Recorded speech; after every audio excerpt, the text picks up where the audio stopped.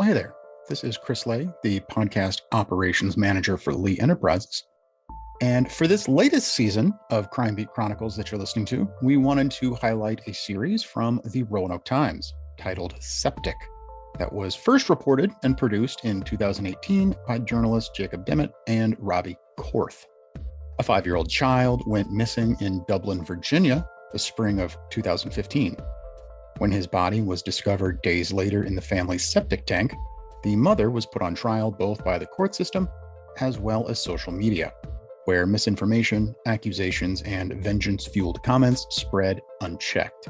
It's a tragic story, to be sure, but reporters Demmett and Korth went to tremendous lengths to capture and present a well-rounded and ultimately humane narrative that explores the way a community failed one of their own, while also touching on broader implications like the effects of Facebook, the stigma of drug addiction in rural America, and the distortion of facts. This is the 5th of what will ultimately be 7 episodes releasing every week. So firstly, head back to the start of the series if it's your first time here. And secondly, make sure that you're subscribed to the show wherever you get your podcasts to make sure that you get the latest installments as they premiere. And once you're subscribed, you can explore our archives for other true crime stories as told by the journalists who originally reported them. We'll make sure to include links to relevant articles from Roanoke.com in the show notes, so make sure you check those out for even more context and reporting on the story. And finally, if you appreciate what we're doing with this program, we encourage you to invest in local journalism and support the Roanoke Times or whichever newspaper it is that serves your community. It's the work of local reporters that make shows like this and so many others that you likely enjoy possible. So thanks for listening, and here's the 5th episode, A Bad Idea, which was produced in 2018 by Roanoke Times journalists Jacob Demmett and Robbie Korth.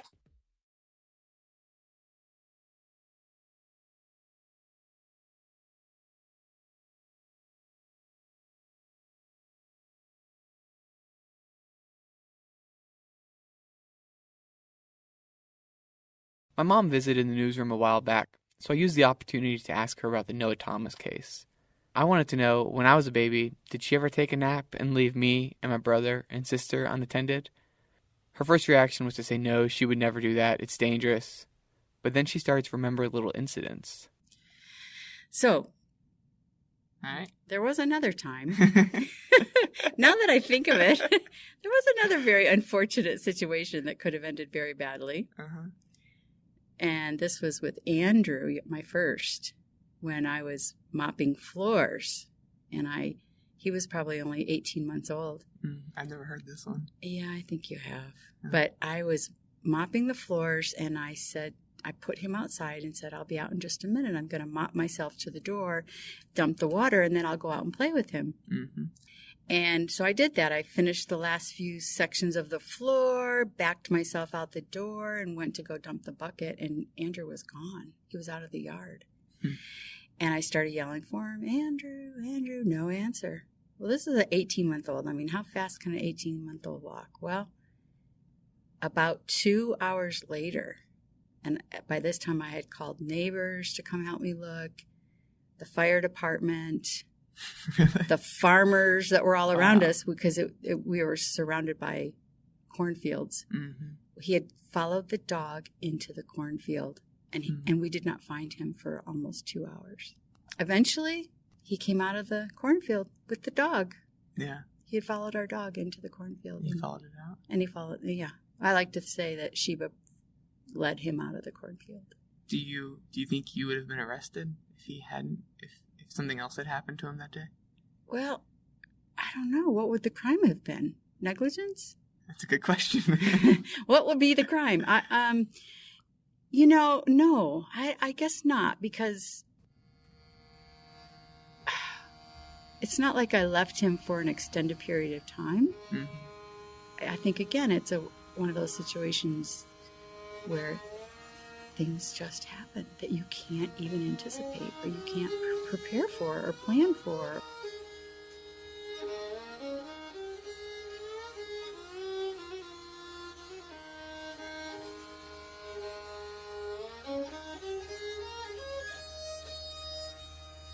From the Roanoke Times newsroom, this is Septic. I'm Jacob Demmett, reporting with Robbie Korth.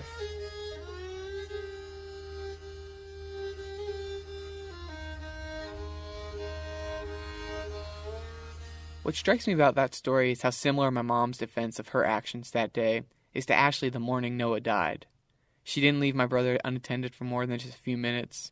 He was just 18 months old, so how much trouble could he get into? Being a parent is difficult, and it's just one of those things that happens. I had a similar conversation with my mom. She said she would never intentionally leave my brother and me alone to take a nap, but she could think of at least one time she accidentally fell asleep while we watched a movie together. Things do happen sometimes. Ask your mom, and I bet she'll tell you the same. But what if we weren't talking about my mom here? What if instead of a middle-class family on a farm in Indiana, a child is left unattended in a trailer in rural southwest Virginia? What if that mother has a history of drug addiction? What if, while she slept, the unthinkable happened? Does this mother get the same sympathy that you felt for mine? We ask that you keep these questions in mind as you listen to Day 2 of Ashley White's trial. That's the day she finally broke her silence and took the stand. You're about to hear a lot of testimony. As with all our courtroom recordings, none of this has been heard before outside the courthouse. Cameras were not allowed in the room, and Ashley never granted a media interview. So what you're about to hear is the only time she publicly told her side of the story. The first voice you'll hear is Ashley's defense attorney, Kelsey Bolger. Later, prosecutor Mike Fleener asks his questions. Your Honor, we would call Miss White. All right. May I please have a seat? Please answer the questions of the attorneys, beginning with Ms. Bolger. Sir. Miss White, could you please state your name for the record? Ashley Jennifer White. How old are you? 31. Court is usually pretty boring. We took out a lot of dead air and some innocuous questions, but the meaning of everything presented is still intact. Some of it is still slow and a little repetitive, but we want to give Ashley her chance to explain what happened on the morning of March 22nd, 2015. Would you agree that the trailer was pretty messy? Yes, it was a disaster at the time. It was. Did it always look like that? No, it did not. It did not always look like that. I'd just gone back to work.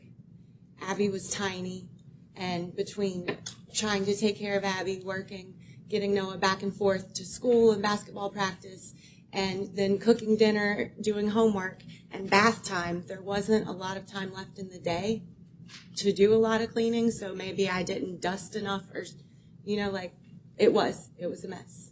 Okay. You also heard the evidence about the strong smell of smoke when the FBI agents searched your home, correct? Yes, ma'am. Okay. Did you smoke in your house? Yes, I smoked in the back bedroom by a window with a fan facing out because of Abby. You also heard about the cigarette packs found throughout your house, right? Why were those all over the house? They were all over because there was no kids there. They weren't normally all over. They would have been either in the back bedroom or in my purse. Everything was kind of in disarray because once everything started, nothing else was important. Would you say that March 22nd was a pretty stressful day for you? Yes. Okay. Did you smoke more on March 22nd than you usually do? Back to back. Okay. So you basically never stopped smoking that day? Okay. I did not. The entire time he was missing. Was Abby in the house that day with you on March 22nd? She was at the beginning of the day. I didn't want her. Babies can feel your stress. And I was freaking out. And I didn't want her to feel what I was feeling. So I got my aunt to take her to her house. Okay. And how long had you been taking Suboxone? 1.5 years. Okay. Did you take it every day? Yes, ma'am. Okay. When did you take it? When I got up for the day, like when I was, everything started. Like if I was going to be asleep, I didn't take it. So what do you mean when you say if you were going to be asleep? Like we got up really early to take Paul to work, always. So whenever I was off and I was going to be at home, when we'd go back home, depending on what Abby was doing, if she was awake, we would all hang out in the living room on the couch together and we would watch cartoons. We called it snugging up. That's what Noah liked to call it. So we would all snug up on the couch together and watch television, and usually we would all three fall back asleep. If Abby was already asleep when we got back, then I would put her in her room, and Noah and I would go to the back bedroom so that we didn't disturb Abby. So if she was asleep and he was awake and I was awake, we would go back there and snug up in the bed together. Okay, so the morning of March 22nd, when did you take the Suboxone? After I had already called the police when everything started. Like, I had already called 911 and was sitting there waiting for them to arrive, and I took my medicine before they came. And why don't you take Suboxone before you were going to take a nap or you were going to be asleep or something like that? Because you don't need it if you're not awake. Okay. Now, you also heard the testimony from Dr. Wright about Suboxone helping to wean someone off opiates. Do you consider yourself a drug addict? I had a problem. I voluntarily put myself into treatment. I knew that I had a problem. I took my treatment very seriously, and to be called a drug addict because I was in treatment isn't a very fair statement. I willingly took drug tests every week. I willingly was going to counseling. I willingly was participating in a program to make myself better for my children. So I want to take you back to the morning of March 22nd. What time did everyone wake up? Every morning, everything was usually the same. So every morning, Paul, when he had to go to work, he would wake up first. And then he would get Noah up, and he would also get Abby up, and usually he would feed Abby, like the second he got her up. Was he feeding Abby the morning of March 22nd? No, Abby was sick, and she wasn't even awake. She didn't feel good. She wasn't hungry. I think he was like going to try to feed her, and she wasn't interested. So he just let her sleep. Okay. And did you have to work on March 22nd? I was actually supposed to work that day, but where Abby had been sick and I was giving her breathing treatments, she didn't have to have them. It was my choice to give them to her. Where I was giving her breathing treatments, I didn't want to send her to my mom's and have my mom have to take care of her. I wanted to be the one that took care of her. It was the first time she'd ever been sick. So I called in the day before and told my boss that I wouldn't be in the next day. Okay. So on March 22nd, was Noah awake when you got out of bed? He was laying on the couch with Abby. Every morning when I would come out, Noah he loved Abby so much. He would be snuggled up with her on the couch, and he always called her his little cutie. He'd be like, "Good morning, little cutie." And he would be laying on the couch with her. So that's where he was. He was laying right beside her. And he looked like he wanted to go back to sleep. Like, he wasn't even moving. He was sleepy. I don't think he slept good the night before. I'm not sure. But I don't think he did because he wasn't very awake. Miss White, I am showing you Defense Exhibit 5 and Defense Exhibit 6. Do you recognize these pictures? Yes, I do. What are they? They're a picture I took of Abby while Noah was holding her. He was holding her. He loved her so much. He was the best big brother. Like, even before she was born, he loved her. He would come up when my stomach was huge, and he would put his hand on it, and he'd shake my tummy, and he'd say, "I'm shaking your house." He loved her so much. So that morning, when did you first consider leaving them home? When I saw them laying on the couch the way they were. Abby's all crusty nose, and she's asleep, and she didn't feel good, and I didn't want to drag her out. And I know that it was a stupid idea. Looking back, I have no justification for that. It was a dumb idea. But at the time, I was thinking of it like the length of a shower, and I would leave them alone for the length of a shower. It was not a good idea, and I know that. Did you think that they were going to be in any kind of danger? No. How long did it usually take you to take Paul to work? It was like 10 or 11 minutes on the way there, 10 or 11 minutes on the way back. Okay. Why couldn't Paul just drive himself to work? We only had one car. So, and he didn't have a license either. Okay, so you drove him everywhere. Everywhere. Okay. When you left to take Paul to work, Did you leave Abby on the couch? No. I put Abby in her swing and strapped her in so that she would be safe. I didn't want her, somewhere that she could, roll on. I wouldn't want to leave her on a couch. And then I told Noah no matter what happened not to bother her, not even if she was crying, just leave her and I would be right back. Okay. Had he ever been aggressive towards Abby before? No, he loved her. He loved her more than anything. Okay, so when you told him not to bother her, what did you mean? I meant, don't go and open the door.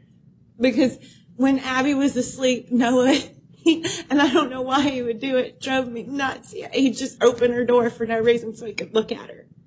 He didn't even touch her. It wasn't, to bother her or move her or anything like that. It was just to look at her. Okay. Did you lock the door behind you when you left? Noah locked it behind me. Did he lock both doors? Yes, he locked the screen door and then he locked the front door.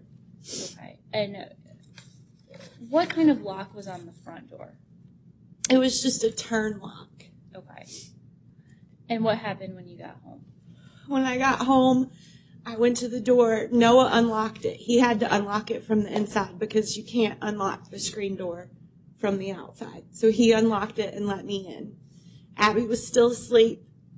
I looked at her, she was fine, and then me and Noah were going to go snug up in the bed together because Abby was asleep. And so you heard testimonies that you had made a statement about saying, Buddy, we're home. Yes, I said that every morning. We took Paul to work every morning. I know that what I said didn't happen that morning, but what I said was actually actual events from every other time we ever took Paul to work. It wasn't like I just fabricated the whole, I know that doesn't matter because it was a lie, but it wasn't like I made it up a lie. So you always said to Noah, Buddy, we're home. Yeah, because usually he would fall asleep on the way back. Okay. So when we'd pull in, he'd be asleep. Okay. So, but this morning, he let you inside the door and you went back to your room. Yeah, we both went back to my room. Okay. So what happened when you went back to your room? I put on some stupid show that he didn't want to watch. If I just would have watched something he wanted, he would have stayed back there with me. So did he say that he didn't want to watch Yeah, he that? said he wanted to watch cartoons. Okay. And did you let him go watch cartoons? Yes. Okay. And what eventually woke you up? Abby. Okay. She was crying on the baby monitor. That's what I was waiting for anyway. Okay. And you woke right up when Abby started crying? Yeah.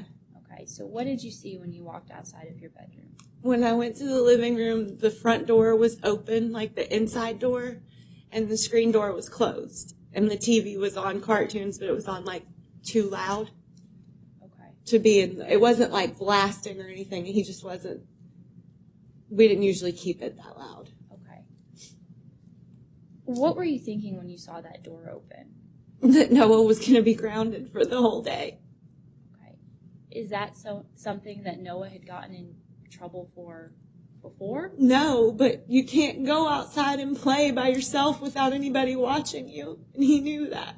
Okay. And there was an earlier statement where you said, and I believe you were present for this, I don't go out back. Is that right? Yeah. Why don't you go out back? I don't go outside. I have lupus. So the sun is really bad for me. It's bad for the medicine I'm on. It's bad for the disease I have. And if I'm outside for any I get sunburnt in the car. Okay. So how did you usually watch Noah when he was outside? There was windows all over. You know how trailers are with windows. There's windows on each side. And then there's the front door. And there wasn't anything blocking. Everywhere that he was allowed to play, you could see from either window or the door. Okay. Always. So you said that Noah had never gotten in trouble for this before. Did Noah ever get in trouble at home? Yeah. What did he usually get in trouble for? He has my mouth, so he's a smart mouth sometimes. So, if you told him not to do something, sometimes he would, roll his eyes and he'd say, here we go. Or, if he was 5, he got in trouble for little silly things like 5-year-olds do. Okay. What about at school? Was he ever in trouble for running off? No. Okay. Did he ever get in trouble at school? He did get in trouble at school, but it was because he was a really social little boy. He really liked people and he liked to talk. So in the middle of class, he was always interrupting the teacher. And so when he got home, they had like a sticker chart, and you either get a sticker for the day if you're good, or you get numbers that have like corresponding things that they had done wrong. So he would always get numbers for talking or interrupting. And then he would be in trouble that day, and he would lose like one privilege. And if it was 2 days in a row, he would lose more privileges, or we'd take his trophy away. He had a trophy that he really liked he hadn't had for very long. And we took it away from him when he was in trouble at school. Miss White, what was the trophy for? Basketball. Was he on a basketball team? Yes. Did you take him to all of his practices and his games? Yes. Miss White, I'm now showing you Defense Exhibit 6. Take a minute. I haven't seen that picture. Do you recognize the picture? Yeah, I took it. Do you know what that's from? It was the dinner that they had when they handed out the trophies. And were you there for that dinner? Yeah. Okay. And what's in front of him there? His trophy. He loved that trophy. Your Honor, I would move to enter Defense Exhibit 6. Any objection? He was so Defense proud exhibit, of it. just one moment, ma'am. Defense Exhibit 6 is admitted without objection. Miss White, about how long after you saw the door open did you call 911? I looked for Noah for probably like 15 minutes. Because I thought for sure that he was just, outside somewhere. I was hoping maybe like Mr. Meadows was with him, or that he had started playing with the neighbor kid, and so I wanted to look everywhere. Okay. And after you called 911, did a deputy arrive? Yes. Okay. Did you tell that deputy that you had left the children home alone? No, I didn't, because I wanted them looking for Noah. I didn't know where he was, and if I said that, all it was going to do was make them look at me. And I didn't know where he was. I just wanted them to find him. Did you tell every officer, every person you talked to that day that you brought the children with you? Yes. I told everyone. I knew that they were going to find out. I knew that they would eventually know that that was not true, but it didn't matter to me.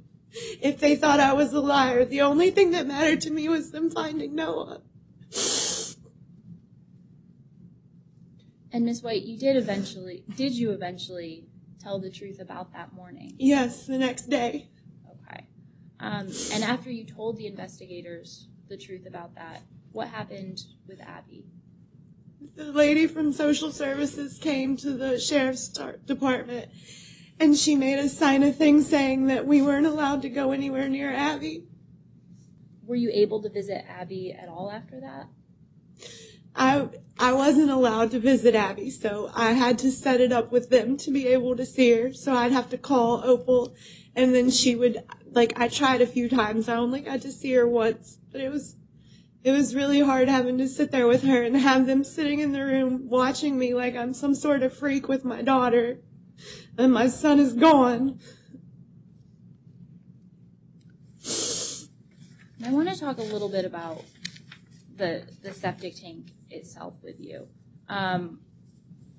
Did you tell Noah anything about the septic tank? I'd seen him standing on the lid at one point, and I did. I told him he wasn't allowed to stand on it. I thought he would crack it. I never thought. Did you think that the lid would just come off like that? No. Had you ever tried to open the lid? No. So when you were told he was found in the septic tank, how did you think he got in there? I didn't know. They told me somebody poisoned him and put him there. I didn't know. How long did you think? Months. They arrested me 5 minutes after they told me that, and I sat in jail thinking that for months. Ms. White, those are all the questions I had for you. If you could answer any questions from Mr. Flinger. At one point, you told Opal Squires that he was responsible. Yeah, I meant that he didn't, he liked to do stuff for himself. You know what I mean? Like he would dress himself, or he would get, his own snack. I know that you thought I meant that I was saying he was responsible enough to take care of Abby. That's not what I meant by that statement. He could get his own food. He could feed himself. Yes, is that right? So he was responsible. He'd get his own cereal. Didn't you say during one of the interviews that he could make his own cereal? He could cook get corn things dog. out of the kitchen. Did you keep the cereal in the kitchen? Yes, it was left on the table so he could reach it. Okay. Everything that he liked to eat, we left where he could reach it. Now, as you know, there were a number of photographs that the court accepted that were introduced by the Commonwealth showing the interior of your home. I think there were close to 30 photographs. You said, though, that the home was actually clean and gave the impression that it looked very different before that. Is that correct? Yeah, the house was not always messy. Those pictures are not an accurate depiction of how my home was at all times. Okay. Well, when did it become that way? It had been probably over the last 3 months, trying to work and trying to get everybody back and forth from where they needed to be, and baths and dinner. By the time all of that is done, who cares if there's a cobweb? I mean, I didn't. Okay, so Fleener is about to go over a trove of evidence photos with Ashley. It's pretty hard to understand what's going on without looking at these pictures. But they show her house in the aftermath of Noah's disappearance. There's cigarettes and cigarette boxes strewn about. There's a medicine cabinet full of various drugs, empty bleach bottles in the bathroom. One image showed 9 half-full Mountain Dew cans on a dresser. Go to Roanoke.com to see all these photos. But you can also take our word for it. The trailer was a mess. Fleener focused on some photos of a closet in Abigail's bedroom. It showed what experts testified to be an old marijuana growing operation. Ashley admitted that Paul had grown marijuana in the closet, and she occasionally helped out, but that was long before Abigail was born. She said it had been about 2 years, and police testified there were no live plants in the closet, just a bunch of dried-out remains. Fleener also asked about the way Noah would play in the backyard. Ashley testified she had lupus, so she didn't go outside with Noah often, but instead watched him through a window. He then started asking about a basketball goal and cement slab outside the trailer that Ashley said Noah liked to play on. Do you agree with some of the previous testimony, I believe, from Mr. Meadows, that he tended to play a lot by himself? He would play with the neighbor kids if they were out, but yes, he played all the time. Okay. And did he play quite a bit by himself, basketball behind the house there? Yes. Okay. All right. Do you know approximately how far the septic tank lid and covering is from the concrete slab? No, I'm not sure. I never measured. Okay.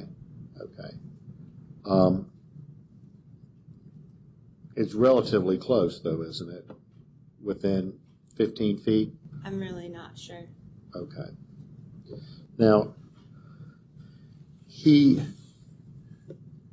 there was at least one occasion, and I know you've testified that you don't go outside, and you told investigators previously that you don't go outside, but there was at least one time that you saw him standing on the lid. Is that right? Yes, I was out back playing basketball with him. You were actually playing with him in the back. Okay.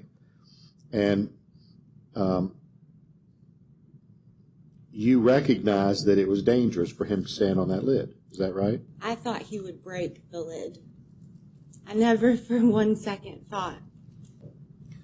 Well, ma'am, I think even as Detective Wade asked you during the interview, was there some red flag that kind of went up when you saw him on that septic tank?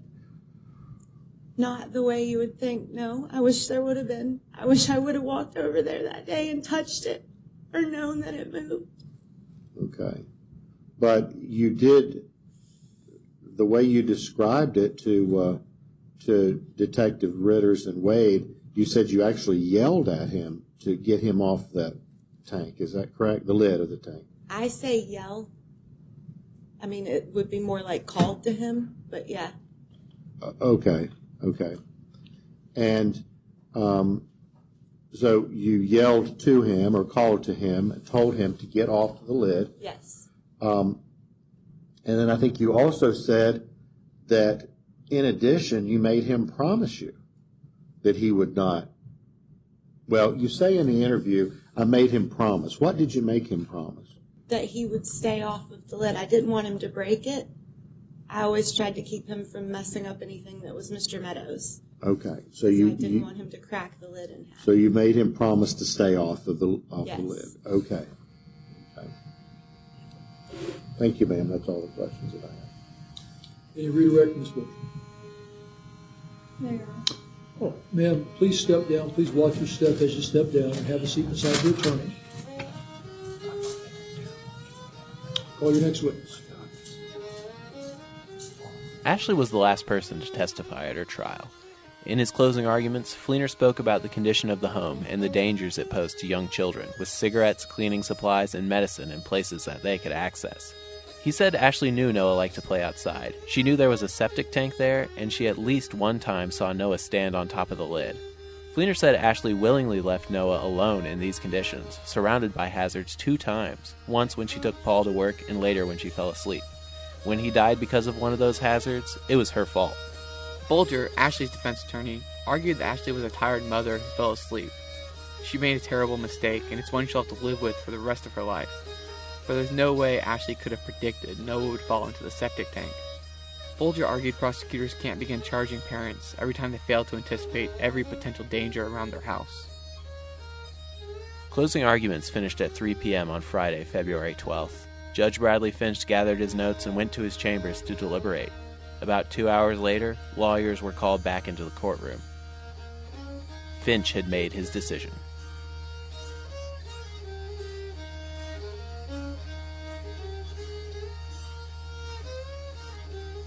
Septic is produced by Robbie Korth and me, Jacob Demet. Music comes to us courtesy of Mike Gangoff and Matt Payton. All courtroom audio was obtained from the Pulaski County Circuit Court Clerk's Office after a request to Judge Bradley Finch. This podcast is about presenting an accurate account of the death of Noah Thomas and his parents' legal saga. All audio has been edited for brevity and clarity. For pictures, original documents, and other extras, visit septicpodcast.com, and feel free to send us any feedback at septic@roanoke.com. This is a copyrighted podcast of the Roanoke Times. All rights reserved.